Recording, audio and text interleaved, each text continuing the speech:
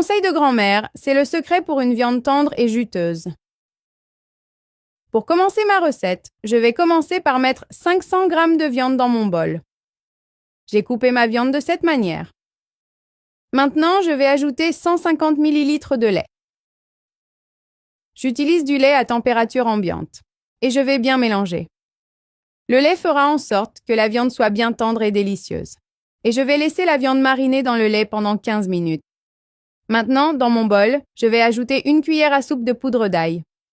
Je vais aussi ajouter 1 cuillère à café de poivre noir, 1 cuillère à café de paprika piquant et 1 cuillère à café d'origan. Ici, j'ai 3 gousses d'ail râpées. Je vais aussi ajouter 2 cuillères à soupe de sauce soja et je vais ajouter 2 cuillères à soupe de vinaigre blanc. Et je vais bien mélanger et incorporer le tout. Les amis, c'est un assaisonnement délicieux que je vais mettre sur la viande pour lui donner une saveur merveilleuse. Voilà, j'ai bien mélangé et je vais laisser reposer. Maintenant, dans un autre bol avec une passoire, je vais mettre la viande pour enlever tout excès de lait. Voilà, j'ai enlevé tout excès de lait et maintenant, je vais mettre toute la viande dans cet assaisonnement merveilleux que je viens de préparer. Et je vais bien mélanger le tout. Je vais ajouter 1 cuillère à café de sel et mélanger en incorporant tous ces assaisonnements dans ma viande. Voilà, j'ai bien mélangé le tout.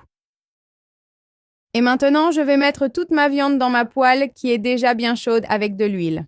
Et je vais bien faire frémir ma viande. Regardez, ma viande est déjà bien frite. Maintenant, je vais ajouter une demi-poivron rouge coupé en lanières. Je vais également ajouter une demi-poivron vert coupé en lanières. Et je vais ajouter aussi une demi-poivron jaune. Je vais ajouter un oignon coupé en rondelles.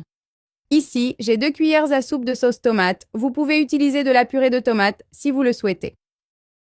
Je vais aussi ajouter une demi-tasse d'eau. Et je vais bien mélanger le tout. Regardez, j'ai bien mélangé et quelle recette merveilleuse. Maintenant, je vais couvrir ma poêle et laisser mijoter pendant 10 minutes. Regardez, ma viande est déjà prête. Maintenant, pour finir, je vais ajouter du persil frais à votre goût. Courez dans les commentaires et dites-nous une note de 0 à 10 sur combien vous avez aimé cette merveilleuse recette. N'oubliez pas de partager cette vidéo avec toute votre famille et vos amis afin qu'ils puissent aussi réaliser cette recette merveilleuse chez eux. Bon appétit!